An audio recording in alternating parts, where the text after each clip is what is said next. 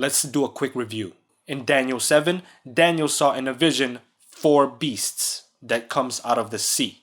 The first beast is a lion, which we now know as Babylon, and then the lion was conquered by the bear, which is Medo-Persia, and then the bear was conquered by a 4-headed leopard, which is Greece, and then the leopard was conquered by a dragon or a ferocious beast, which we now know is pagan Rome, and then out of the head of that ferocious beast 10 horns came up because pagan Rome was then divided into 10 tribes.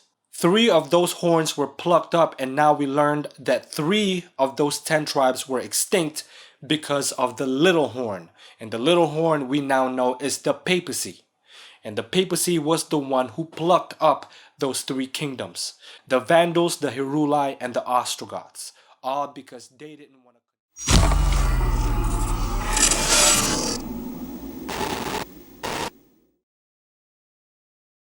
Revelation 13 and verse 11. And I beheld another beast coming out of the earth, and he had 2 horns like a lamb, and he spake as a dragon. Now we already know the first beast. We already know who the first beast is, and that's the papacy. That's Rome. Revelation 13 and verse 10 says, He that leadeth into captivity shall go into captivity. He that killeth with the sword must be killed with the sword. And now we know from the last video that the sword is a symbol for 2 things, the Bible or the civil power. The papacy was not killed by the Bible. The papacy was killed by the civil power of France. So the papacy was killed by the civil power of France in the year 1798. So then who is the second beast? How can we know who the second beast is? Here's a clue. Revelation 13 verses 10 and 11. He that leadeth into captivity shall go into captivity. That's the papacy. He that killeth with the sword must be killed with the sword. That's the papacy. And I beheld another beast. So while the papacy was going down, this other beast was coming up. John says that he that leadeth into captivity shall be led into captivity, and he that killeth with the sword, he himself must be killed with the sword. And I beheld another beast. So right when the papacy was being killed, right when the papacy was killed, he saw another beast coming up. Now we already know that the papacy was killed or received its deadly wound in 1798. So the second beast must be coming up around that time, 1798. So that's clue number 1. Clue number 1, point number 1, the second beast must be rising up around the time the papacy was killed, which was 1798. So it's got to be around that time frame, 1798, right? Around that time frame. Point number 2, Revelation 13 and verse 11. And I beheld another beast coming up out of the earth. So contrary from the first beast came out of the sea. And what is the sea or waters a symbol of in Bible prophecy? If you guys seen the last video, we would know that the sea or the waters represent peoples and multitudes and tongues and nations and kindreds. So the sea or the waters represent a densely populated area. But this second beast comes up out of the earth with no water. So it's got to come up from a place or from an area or from a land where there's not a lot of people in it. That's clue number 2. Clue number 3, Revelation 13 and verse 11. And I beheld another beast coming up out of the earth, and he had 2 horns. So that's clue number 2. It's got 2 horns. Now what is a horn a symbol of in Bible prophecy? Daniel 7 and verse 24 says, And the 10 horns out of this kingdom are 10 kings that shall arise. So a horn is a king or a kingdom. King and kingdom are used synonymously because you can't have a king without a kingdom, and you can't have a kingdom without a king. Is there another verse that talk about a horn? Habakkuk 3 verse 4. And his brightness was the light. He had horns coming out of his hand, and there was the hiding of his power. So a horn also represents power. It represents a kingdom or a power. So this second beast that comes out of the land or the earth has 2 horns. It has 2 sources of kingdoms or 2 sources of power. Now if we notice The first beast also has horns, right? But Revelation 13 verse 1 says, "And I stood upon the sand of the sea and saw a beast rise up out of the sea, having 7 heads and 10 horns, and upon his horns 10 crowns." Upon his horns 10 crowns. The first beast had 10 horns, and upon its horns 10 crowns. The second beast had 2 horns, and upon his horns no crowns. Okay, remember that. There's no crowns on these 2 horns on the second beast. So clue number 3, it will have 2 sources of power, or 2 kingdoms that are separate because it's 2 horns, and there's no crown on it. So that must mean that it's a kingdom without a king, or an entity or a power without a head. Clue number 4, Revelation 13 and verse 11. "And I beheld another beast coming up out of the earth, and he had 2 horns like a lamb." Now, what is a lamb a symbol of in the Bible? We already know that a lamb is a symbol for Jesus Christ. John 1 verse 29. "The next day John seeth Jesus coming unto him, and saith, Behold the Lamb of God, which taketh away the sin of the world." So this beast is like a lamb. This beast is like Christ, or will probably have Christian values or Christian principles, this beast, or so it would seem, right? Because it had 2 horns like a lamb. It will be a lamb-like beast, this second beast. So that's clue number 4. It will be a lamb-like beast. It will have Christian values and Christian principles. Point number 5, or clue number 5, Revelation 13 and verse 11. "And I beheld another beast coming out of the earth, and he had 2 horns like a lamb, and he spake as a dragon." Now that's kind of weird, right? It will be a Christian-like beast who speaks like a dragon. Who's the dragon in Bible prophecy? Revelation 12 verse 9. "And the great dragon was cast out, that old serpent called the devil and Satan, which deceiveth the whole world." So who's the dragon here? Satan, right? The devil or Satan. That's the primary sense. The secondary sense we learned from the last video, that the dragon is also pagan Rome. So this second beast will start to talk or speak like the dragon. Well, what's the characteristics of the dragon? What's the characteristics of the devil? He's a liar, right? He's a deceiver. John 8 verses 43 and 44. "Why do ye not understand my speech?" This is Jesus talking. "Even because ye cannot hear my word. Ye are of your father the devil, and the lusts of your father ye will do.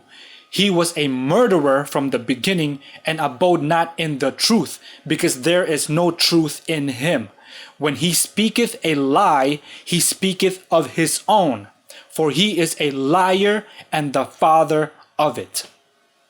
So the devil was a liar, or is a liar. He's a deceiver. So this nation, this Christian-like nation, this lamb-like nation or kingdom or beast will have Christian values, or so it seems, and then he will start to speak like a dragon. He will start to speak lies and deceive people. That's point number 5. Now, I wasn't going to go into this, but here's an extra clue, and I think this is an important part. Extra clue, point number 6. Extra clue number 6. Revelation 13 and verse 12. "He exerciseth all the powers of the first beast before him," which is the papacy, "and causeth the earth and them which dwell therein to worship the first beast." Now, this part of the prophecy hasn't happened yet, right? But we can deduct from that statement that this beast, this second beast, this lamb-like beast, will be a worldwide entity. It will be a worldwide power. How do we know? Because he will cause the earth to worship the first beast. So we already know that if this is a worldwide entity, it can't be it can be a nation as small as the Philippines, right? It's got to be a worldwide entity. It's got to be a worldwide, huge, big kingdom or political power. Now, we already know that a beast represents a kingdom or a nation or a political power. We already know that from our last videos. So this second beast has to be a kingdom or a nation or a political power. Now there's 6 points. There are 6 points or 6 clues. Clue number 1, this beast, this nation or this entity or this political power will come up around the time the papacy got its deadly wound. So it'll come up around the time around 1798. Year 1798. Clue number 2, it will come up on the earth and not the water. So that means it will come up in a sparsely populated area. So it'll come up in a land or a place or an area where there's not a lot of people in it. That's clue number 2. Clue number 3, this beast will have 2 sources of power or 2 kingdoms, but no crown. So it'll probably be a kingdom without a king or a power or an entity without a head. Clue number 4, it's a lamb-like beast.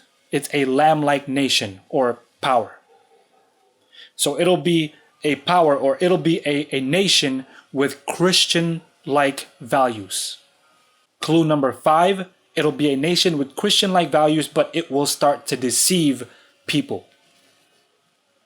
It'll start to lie to its people. And clue number 6, it will be such a big influence, it will be such a big worldwide power that it will cause the earth to do something. In this case, it'll cause the earth to worship the first beast. But if you can cause the earth to do such thing, then you must be a worldwide entity. So now that we got these 6 points and these 6 clues, we can start to put it together. What is the only entity in the world that came up around the time of 1798 when the papacy went down, who has Christian-like values, who have started to deceive his people, and is a worldwide entity? What is the only nation that came up around that time, 1798, around that time? It's none other than the United States of America. 1776 was the signing of the Declaration of Independence. They declared independence from England and from the Pope. The American Revolution happened around 1775 through 1783.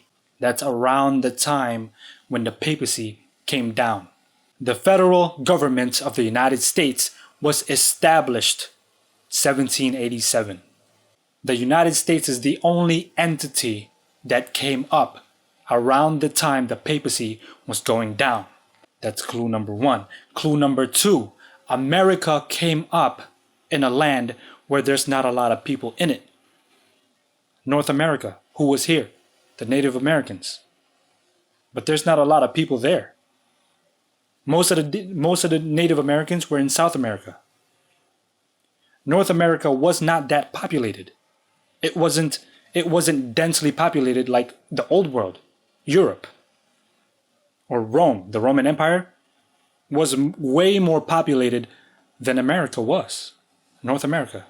That's clue number 2. Clue number 3, it has 2 sources of power or 2 sources of kingdoms without a crown, right? 2 sources of kingdom with no crowns. A kingdom without a king and a power without a head. What are those 2 sources of kingdoms? Now remember, when our founding fathers came here to America, they were trying to get away from England. They were trying to get away from the old world, from that kingship. The United States of America was a republic. It's a kingdom with no king. We have presidents. And it's also a Protestant nation. It's a church without a pope, without a head. The 2 sources of power is church and state, and they were completely separate from each other. That's why it's 2. Because they know, our founding fathers know, that if a church and state made bed partners, they make really bad bed partners. If the church and state got together, if there was a union of church and state here in America, the Dark Ages would happen all over again.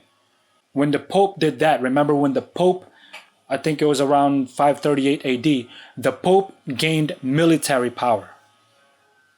The state. The Pope, a church figure, gained the state, and guess what happened? The Inquisition happened. Christians got killed. That's what our founding fathers were trying to get away from, because they were Christians. And that's why the United States is church and state completely separate, and each enjoyed their liberties according to the Constitution and guaranteed by the Constitution. That's point number 3. Point number 4, the United States of America displayed Christian values. And there's a lot of atheists out there that say, oh, America was not founded in Christian values. Well, let's recite the Pledge of Allegiance real quick. I pledge allegiance to the flag of the United States of America and to the republic for which it stands, one nation under God, indivisible with liberty and justice for all. One nation under who? Under God. Did America display Christian values? One nation under God? The Declaration of Independence says this: we hold these truths to be self-evident, that all men are equal, that they are endowed by their Creator with certain unalienable rights, that among these are life, liberty, and the pursuit of happiness. The First Amendment says this: Congress shall make no law respecting the establishment of religion or prohibiting the free exercise thereof. These are Christian values. They separated church and state. Now remember, Christ died or was killed because of the union of church and state. The high priest united with Pontius Pilate, to kill Jesus. That's the church uniting with state. That's not a Christian value. And that's the reason why we have 2 tables of commandments.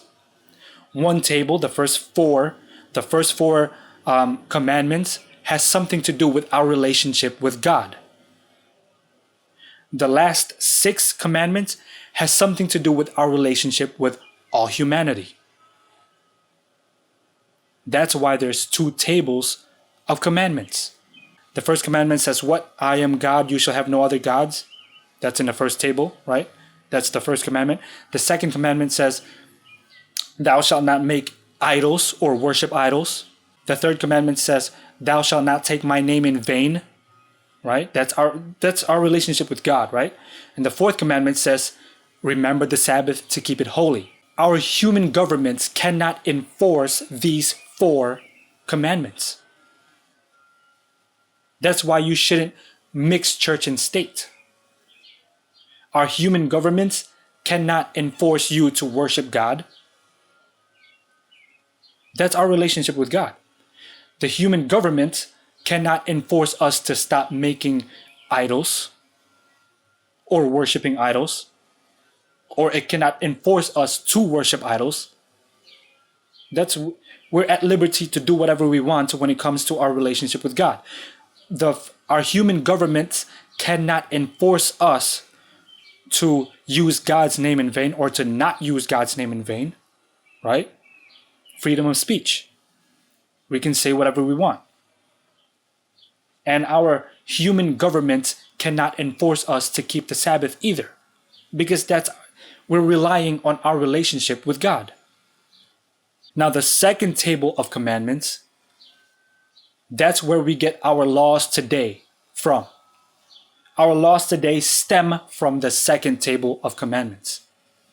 Commandment number 5, honor your parents, honor your father and mother. And then what? Thou shalt not steal.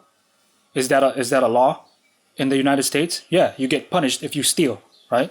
You get punished if you beat up your dad, right? Or your mom. Thou shalt not bear false witness. If you lie in court, you get punished, don't you? You go to prison. Thou shalt not commit adultery. If you're married and you commit adultery, you get divorced. Thou shalt not murder. Our law comes from that. Our law that you go to prison if you murder, it stems from that. Thou shalt not covet. That's also a law that has something to do with our neighbors, our human neighbors. So if we break the last 6 commandments, the government can do something about it. because that's our relationship with humanity. But if we break the first table of commandments, the law can't do anything about that. That's our relationship with God. This is a Christian value. Our nation, America, was founded by Christian values. Here's a quote from George Washington. Every man conducting himself as a good citizen and being accountable to God alone for his religious opinions ought to be protected and worshiping the deity according to the dictates of his own good conscience. George Washington. That's a quote from George Washington. That's a Christian value. Clue number 5. America will start to deceive his people. Start to act or speak as the dragon. Will start to lie to his people. I don't think we have to get into detail for that clue. Because we already know that we are being lied to almost every day from the American government. But hey, I can't really. Point number 6. Clue number 6. This beast or this nation or this kingdom or this political figure will be a worldwide entity. Is America a worldwide entity? You guys remember everybody wants to be allies with us. We are a worldwide entity. Remember the war in Iraq? We were like, hey, we're going to go to war with Iraq. And the United Nations says no. And then we say, I don't care. And we went to war with Iraq. We are a worldwide entity. We are the superpower today. Everybody wants to be allies with us, except for Iraq. See, a lot of people don't know how to read Bible prophecy. And they tell you their opinions. They have these preconceived notion of what these beasts are, right? They go to Daniel 7 and they say, oh, the lion has to be England, and the dragon has to be the United Nations, or the bear has to be Russia. Yeah, secularly or in our world today, that kind of makes sense, but biblically it does not make sense. It does not make sense. If you use that hermeneutic, or if you use that type of method to interpret the Bible, you'll go wrong. You gotta let the Bible interpret itself.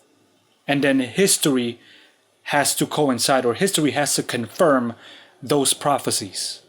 And that's pretty much what it is. We had a starting point, right? In Daniel 2, we had a starting point. Babylon was conquered by Medo-Persia. Medo-Persia was conquered by Greece. Greece was conquered by Rome. Rome was divided into 10 kingdoms. Same thing in Daniel 7. Babylon, the lion, was conquered by Medo-Persia, the bear, and was conquered by Greece, the four-headed leopard, and was conquered by Rome. And then Rome had 10 horns, which was the division of 10 kingdoms or 10 tribes in Rome. Rome was divided, right? And then 3 of those 10 horns were plucked up, so they don't exist anymore, which is, that detail alone was amazing to me. Because 3 of the tribes that divided Rome do not exist anymore. And then there will be a little horn, and we already know who the little horn is. That's the papacy. There was 10 clues in Daniel 7, right? That's the papacy. 10 clues. There are more clues in the Bible, but those 10 clues are detailed enough that now we know the little horn, or the Antichrist power, is the papacy. And then those similar 10 clues, 10 points and 10 characteristics of the papacy in Daniel 7 were also in Revelation 13. It's the same entity, the papacy. That's the first beast. And after the first beast, what was the only power that came up after the first beast? What was the only worldwide entity that came up after the first beast? America. And if these people who misinterpret the Bible, they already have these preconceived notion of who these beasts are, and And then they try to look for verses that confirm that, but then when you tell them verses that goes contradictory to what they believe, they throw it away. Oh, you got to let the Bible speak for itself, and you got to let history confirm it, back those prophecies up, right? And if you guys don't already notice, prophecy has been moving from east to west. Babylon was in Asia. It was around Asia, right? And Babylon was conquered by Medo-Persia. There's also an Asian kingdom. And then you move a little bit to the west, Greece conquered Medo-Persia. And then a little bit more to the west, Rome conquered Greece. A little bit more to the west, the papacy. And then you go a little bit more to the west, America came up. So we are right now living in that verse, Revelation 13 and verse 12. I'm not going to go into detail with the rest of this chapter because it hasn't happened yet. But we will get into it in the next video. But here's what it says. He exerciseth all the power of the first beast before him. That's kind of already happening in America. And causeth the earth and them which dwell therein to worship the first beast. That's not happening yet, but that's already being set up. And causeth the earth and them which dwell therein to worship the first beast, whose deadly wound was healed. Skip to verse 16. And he causeth all, both small and great, rich and poor, free and bond, to receive a mark in the right hand or in their foreheads. That's the mark of the beast. And that no man might buy or sell, save he that had the mark or the name of the beast and the number of his name. That's the mark of the beast, right? That's already being set up. That'll be in the next video. The second beast will start to enforce the worship of the first beast. And we already know who the first beast is, right? So in order for us to know what the mark of the beast is, we have to know who the first beast is. We have to know who the beast is. And we already know that the beast is the papacy. And what is his mark? A lot of people think, oh, this is microchips or credit cards or one of those the scan things, right? But does that come from the beast? No. That's not the mark of the beast's authority, right? We have to know who the beast is first in order to know what his mark is. And we already know that the papacy is the beast. So what is his mark? What is the papacy's mark of authority? And how will America enforce the papacy's mark? That'll be in the next video. We will figure out that there are people will be divided in two groups. Those who have the seal of God or those who have the mark of the beast. So now we know that America is the second beast. The papacy is the first beast. And America will start to enforce people to worship the first beast, the papacy, via the mark of the beast, by getting the mark of the beast. And we will soon learn in the next video that if you don't have the mark of the beast, you will have the seal of God. And if you don't have the seal of God, you will have the mark of the beast.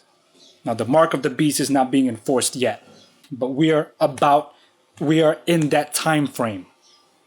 Revelation 13 and verse 12. We are about there. And the mark of the beast is about to be enforced. We just got to figure out what it is. And the Bible makes it pretty clear if we just read and study. Praise God always. Tune in next time. We're going to figure out what the mark of the beast is biblically. And it's not the microchips and the credit cards. And I'm sure those things will complement the mark of the beast or has something to do with the mark of the beast, but that's not the mark of the beast. Thank you guys for watching again. Praise God always. Make sure you stay tuned. I'm trying to get these Bible prophecy videos up, and I'm trying to do them quickly because we're running out of time, and I already see a lot of things happening, and this gay rights and same-sex marriage thing, I think it's a smokescreen to set up the mark of the beast. And I'll show you guys how in the next video. Thank you guys again. Praise God always.